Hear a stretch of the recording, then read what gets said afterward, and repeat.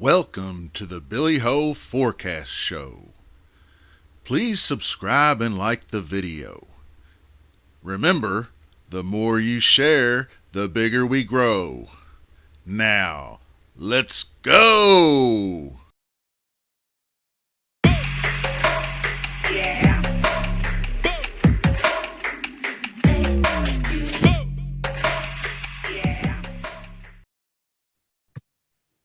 Hello, Billy Ho here, joined by the DFS chef David, and we're going to talk this week's U.S. Open and players, picks, pivots, and if you stick around toward the end of the show, we're going to throw in some sleepers.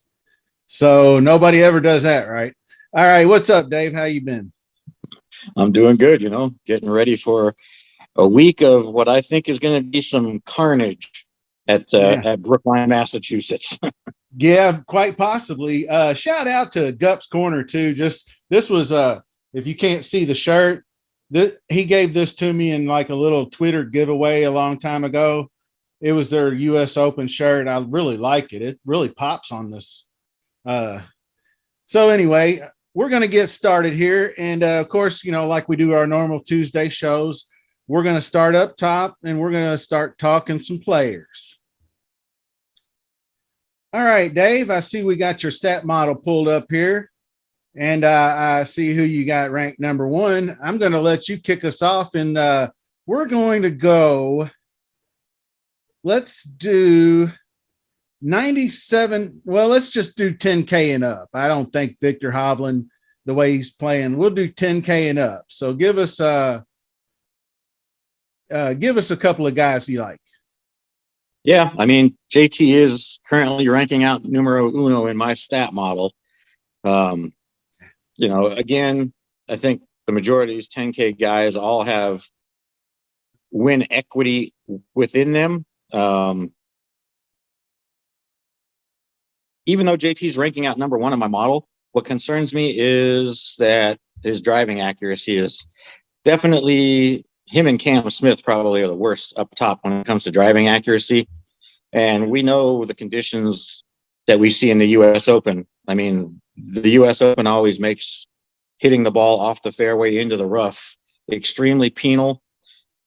So even though he's ranking out number one for me, I'm going right back to the guy I was on last week, the guy that won last week, the guy when we did our show last week, you showed what he did, I believe, in 2019 when he won the RBC Canadian. He came back the following week and finished ninth in the U.S. Open. So I'm going right back to Rory McIlroy. I know he's going to be very popular, but I don't care. I think that he could easily come back to back between the RBC Canadian and the U.S. Open. The other guy that I'm looking at, even though he's been struggling with the putter.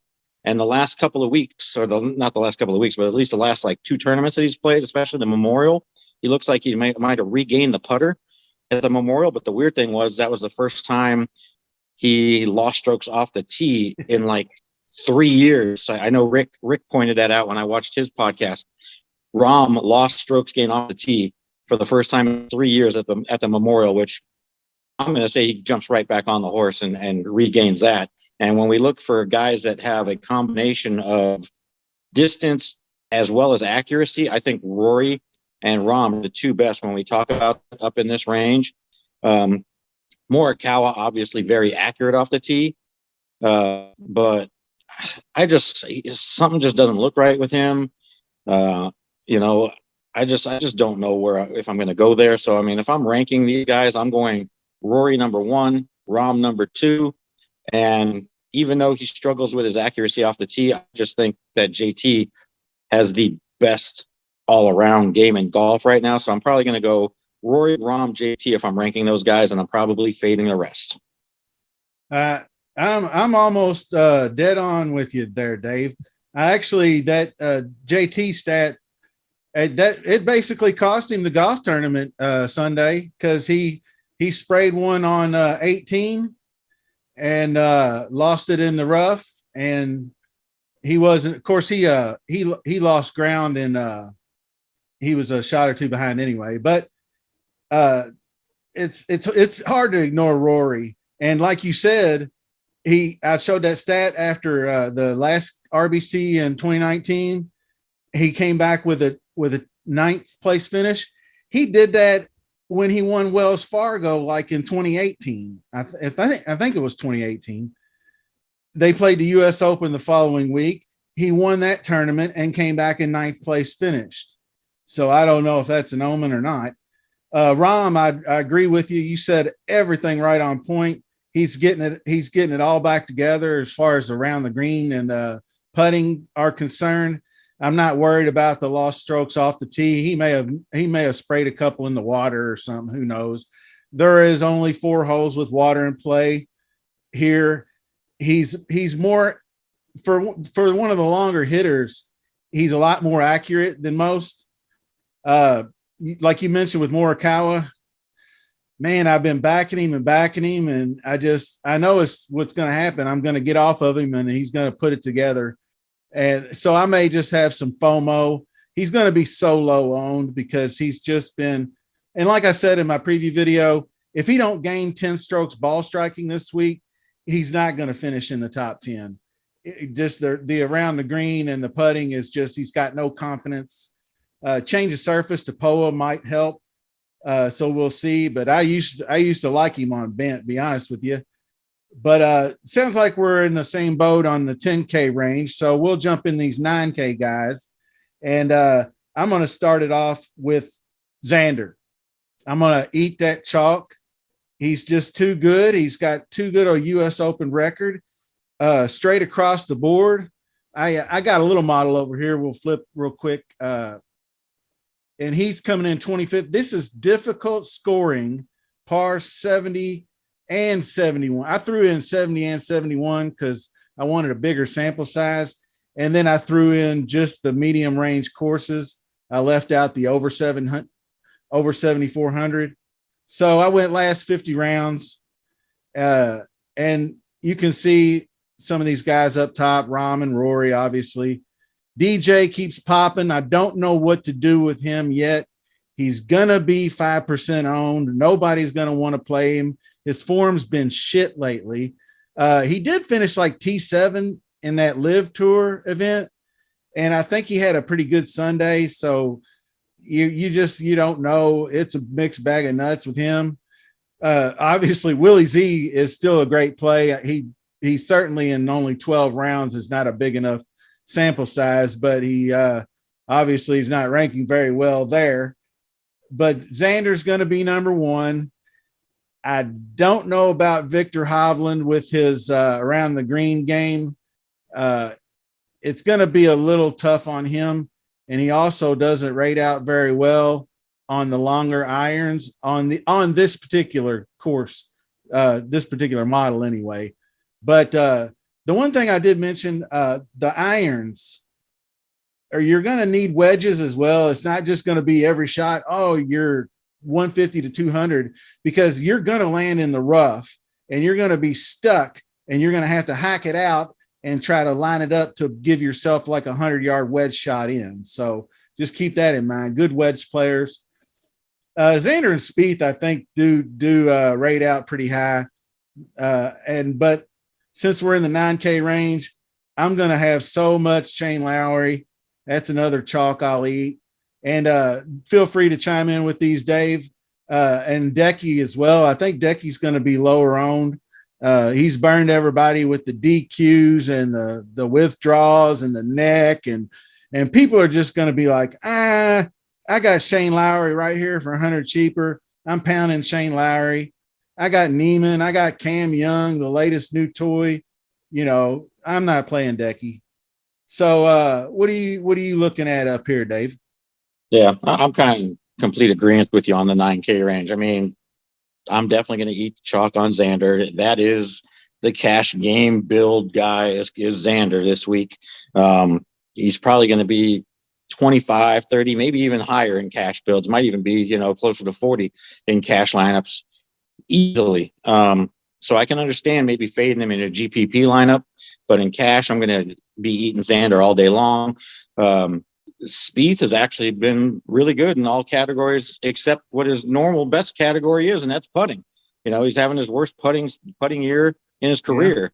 So, but I mean, when we talk complete all around game, I mean, Spieth does have that. I mean, it's going to be requiring a lot of crazy shots around the green this week. It's going to, and Spieth provides that. He's a great around the green player.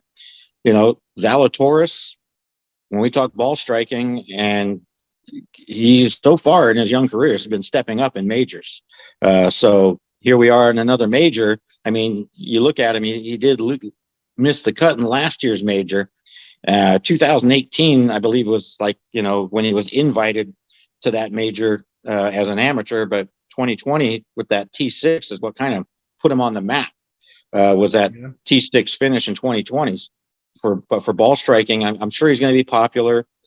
Cantlay looks like he got some form back at the Memorial. I mean, he definitely backdoored his way into that T3 at the Memorial. Yeah. But you can't argue the fact that Cantlay is, another guy that has a solid all around the green game, or all around game in general.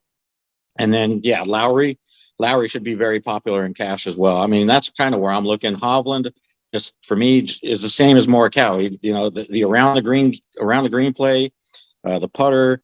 I just can't trust that with Victor. DJ just hasn't looked right.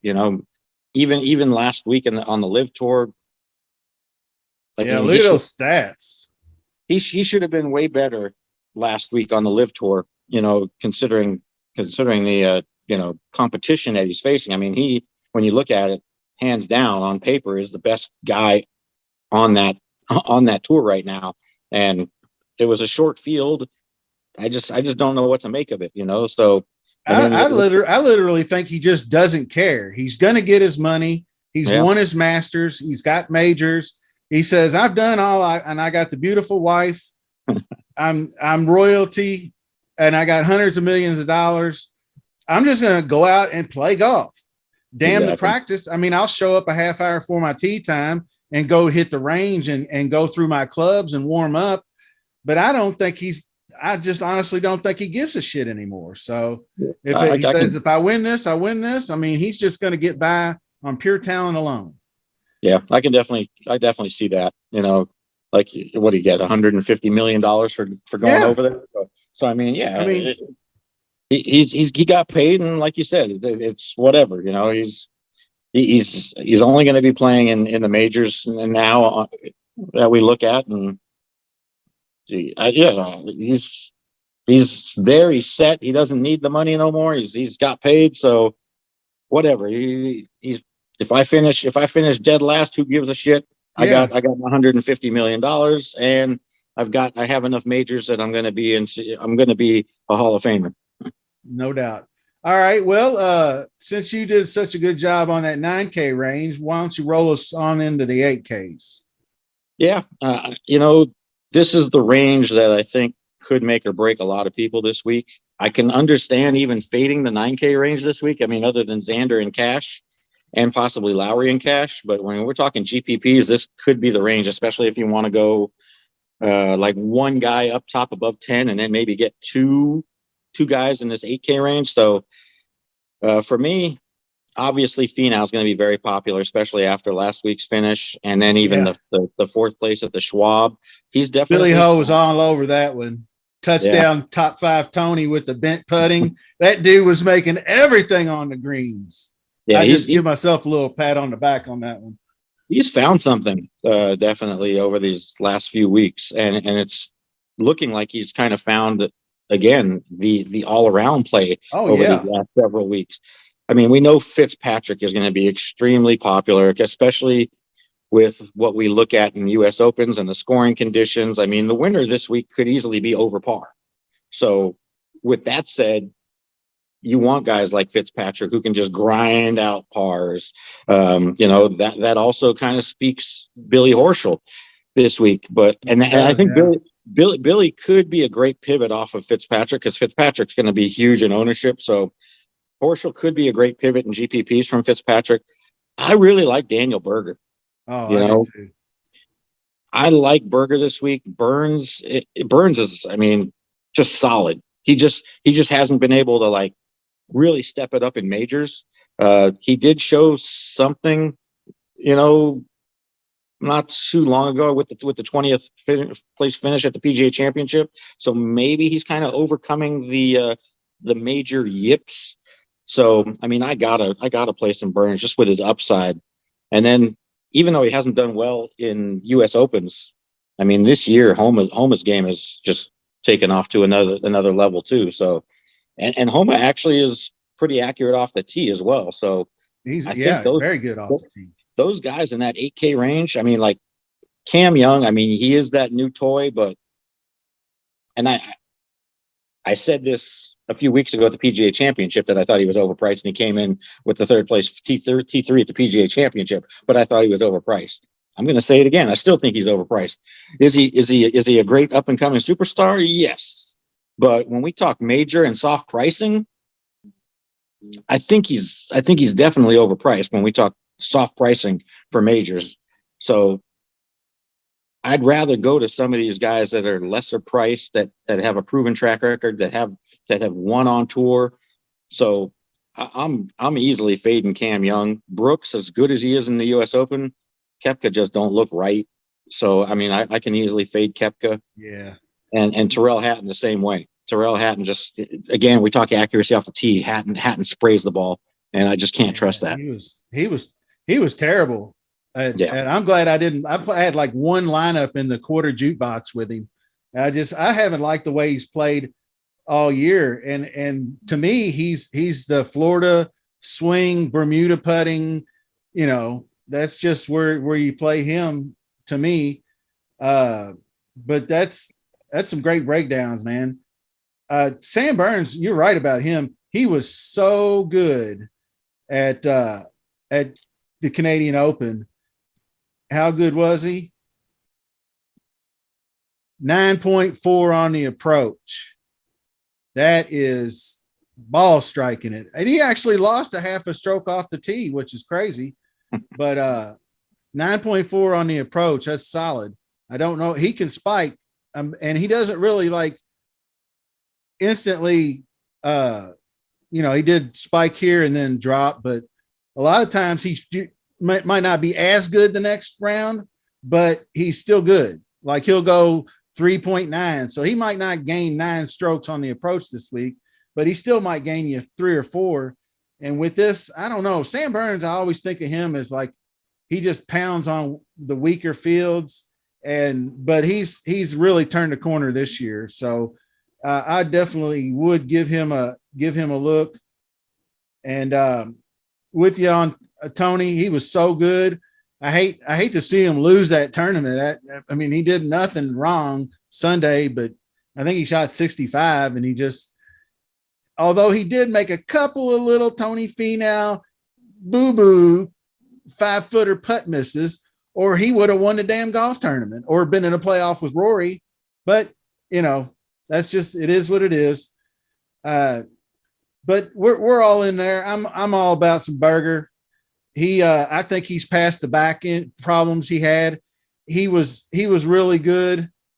Let's see, pull him up right quick. Look, the POA putting, that's his best surface. 5th at Memorial. He seemed to have everything back in order. 6.6 with the putter. And that was been his, I mean, you can see his past results in putting. He's really struggled in the fall and into the first of the year putting. But if he's coming around in that and he's past the back injuries, I definitely give him big props this week. And he may be, let's see, go over here, most popular players.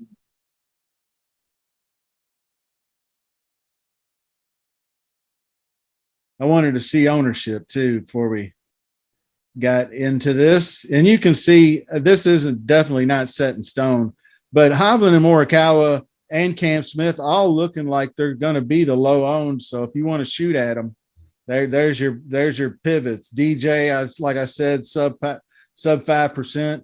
But down here, I wanted to see Burgers, And I guess Casey finally did bow out. I kept seeing him in the field. I figured he wasn't going to play. Let's see. Where'd he go? Burger. There we are. So he's mildly popular. I think he'll be 13 to 15%. But you got Chalky Fitzy and Chalky Burns and Chalky Finau and Chalky Hunt. You can't play all these guys. Somebody's going to suffer. So if you can get Berger at an ownership discount, all the better for it. And down in the 7K range, we're going to shoot through this real quick, Dave, because we're going to do sleepers next. And we're both going to have a lot of guys in the 7K range as sleepers anyway. So I'm going to just give you a couple of guys that I was eyeballing and try not to give away my sleepers. But here in the 7K range, Sung J M, I'm going to have to play. He's going to be chalk, but he plays tough courses, par 70s well. He's great around the greens, and he can fire with the putter. You just have to beware of that one bad round that he usually has every tournament, because if he gets that on Thursday or Friday, you might be in trouble. Louis was my other one that I like. I like Tommy Fleetwood too. He plays these short courses, and he's been firing.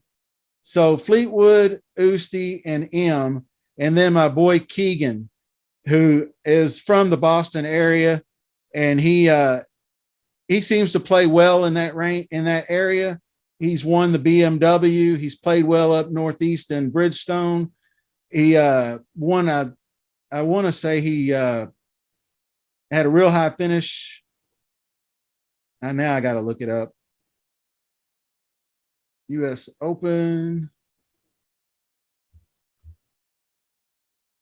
This was a long time ago, but they played it on the East Coast. I think at Pinehurst #2 or something.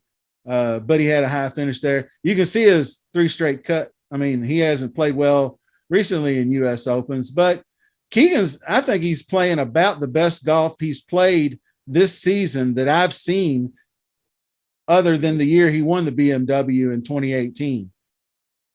So give us a couple guys here in the 7Ks, and then we'll look at some sleepers. Yeah. Sung Jae is going to be probably the chalk bomb of the week. I mean, he's probably going to be the highest owned golfer this week. And then I would say probably followed by Xander. Davis Riley, I'm seeing is going to be extremely high owned. At least that's what I'm showing on early projections. So, I mean, for me, I'll definitely be eating Sung Jae chalk. Connors, obviously, after last week, is going to gain steam. Mito's grading out very well in my stat model. Mito's actually pretty accurate off the tee. The around the green game is not bad. I probably will have some shares of Mito. I'm an Aaron Wise fan. I mean, I probably gonna have to have some Aaron Wise, and I mean, we know Usti always steps up in major. He obviously is always a threat of a withdrawal around the corner, but I think he'll be fine this week. So Usti in majors always steps up, and then I always love Fleetwood in majors, especially when he's priced under $8,000. That's when I jump on him. Oh, yeah. I did that at the PGA Championship when he was right in this price range. It's when he's priced up like 85 and above that I'll always fade Tommy Fleetwood, because again, guy can't win on U.S. soil. So until he wins on U.S. soil, I'll never pay more than $8,000 for Tommy Fleetwood. But at $7,700, I definitely like that. We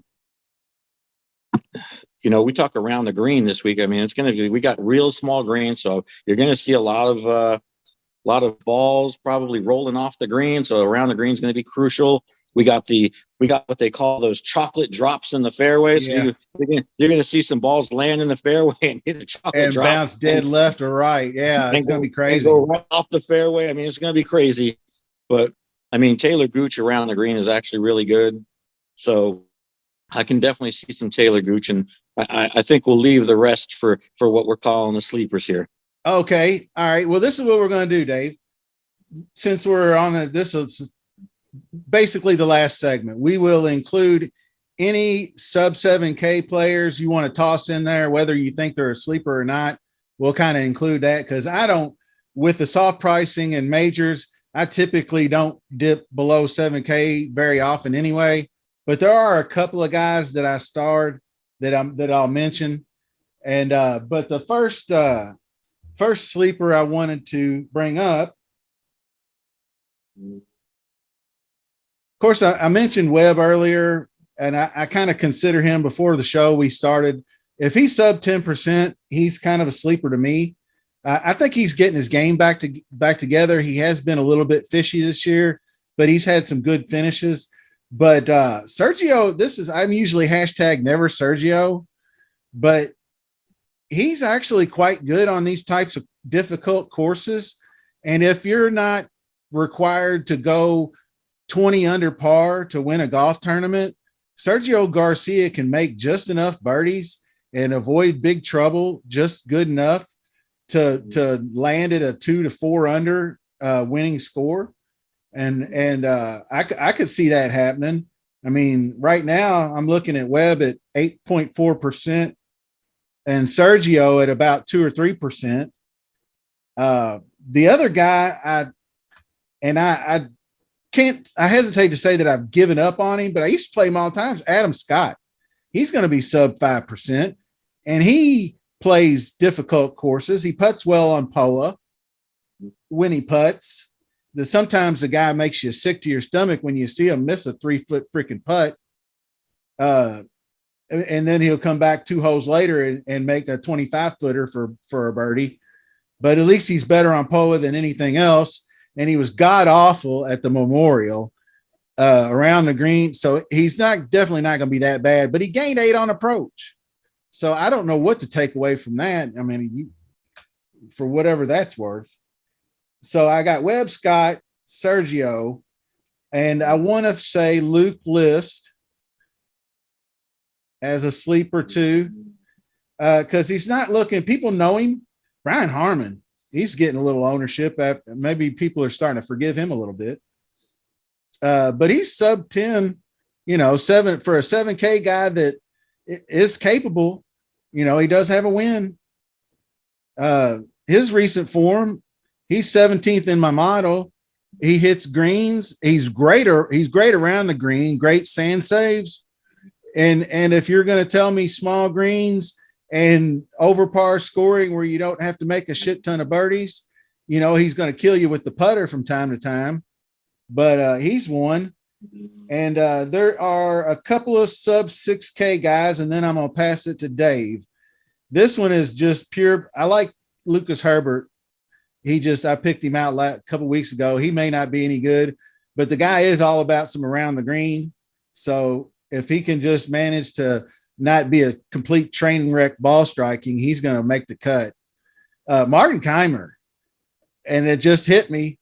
The guy, the old German, always seems to show up in majors, and everybody, it seems like he's 100 years old because he's been around so long, but he's like 37, and he doesn't hit it long, but he still scrambles well, and he's good, proximity wise in longer proximity holes. So he's going to be a sprinkle. And the very last guy was the Stu Meister. Where'd he go? Stewie Sink. He loves these little short par 70 courses and difficulty. And the guy can get hot with the putter. One thing to quickly mention, the tee times are out. Don't know what the weather's doing right now, but I think I'll throw an update in the video, just in a comment section. So be on the lookout for that.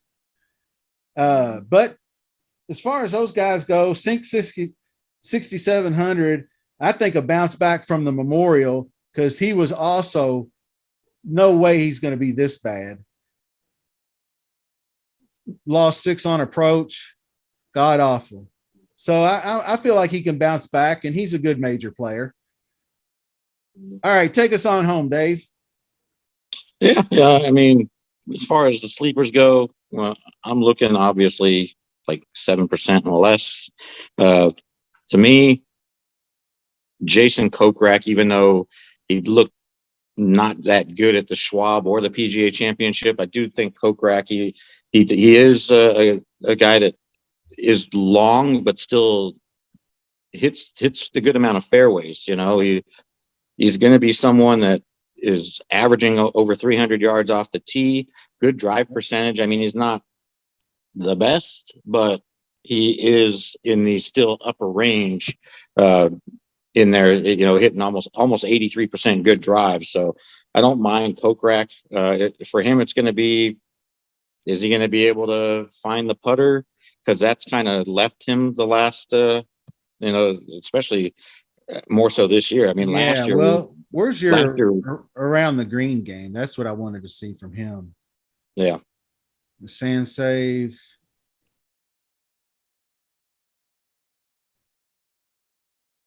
Anyway, he's his around the green game can be suspect, but everything else, he's a big, strong guy. So I'm in agreement with you. Yeah, and then for me, this guy is showing probably around 3%, I believe. He was more of a late ad, and that was based off of you know, last week. And then I think someone, a couple guys backing out this week, but I don't mind going to Adam Hadwin at $7,000 flat. You know, because Siwoo 7,000 flat, but I'm seeing Siwoo garnering a good amount of ownership, like I think very close to double digits, if not double digits for Siwoo. And then I know Harmon is right near double digits. Kevin Na's getting talked up too, even though his U.S. Open track record over the last few years hasn't looked good. But Kevin Na, at least on paper, with the around the green game and the fact that he doesn't make a lot of bogeys, I know Kevin Na's getting talked up. So Adam Hadwin, I don't mind as a pivot off of those guys who are going to be, I think, substantially higher owned. And then, you know, for me, sub 7K, which also could be considered in that sleeper range. Francesco Molinari is someone that I definitely might not mind punting to this coming week. He has made 3 straight cuts. He did miss the cut at Wells Fargo, but up even before that, had been playing some pretty good golf. He does usually step up in majors. He's also been known to crumble in majors back when, you know, the Masters, when he completely gave that away, and then it took almost a year and a half for him to kind of regain his game. But he seems like he's back. And then when we talk, you know, somewhat accurate off the tee, as well as a solid putter, you know, for me, I don't mind if I have to punting down to Denny McCarthy at $6,700. The guy's been making a ton of cuts. We know he's like the best putter in the field, and he's actually pretty accurate off the tee. I mean, if you go and look at the driving accuracy here, you know, he's 15th in the field coming for driving accuracy.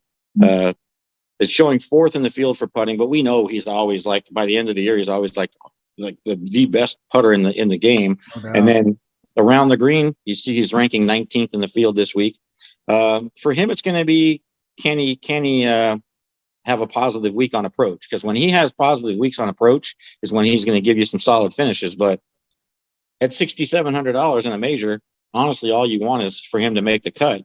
And then, you know, when we're talking these difficult courses and what we could see this week, over par, possibly winning, he is there for bogey avoidance. You know, 17th in the field for bogey avoidance, 6th in the field for scrambling, 18th in the field for sand save percentage. So definitely not a guy that I don't mind punting to, because most of these holes are par 4s, 17th in the field for par 4 advantage, for par 4 average. Honestly, I know that when we talk DraftKings and when we talk fantasy, it's always DraftKings points and birdie or better. But this might be a week where we don't see that many birdies this week, you know? So, yeah.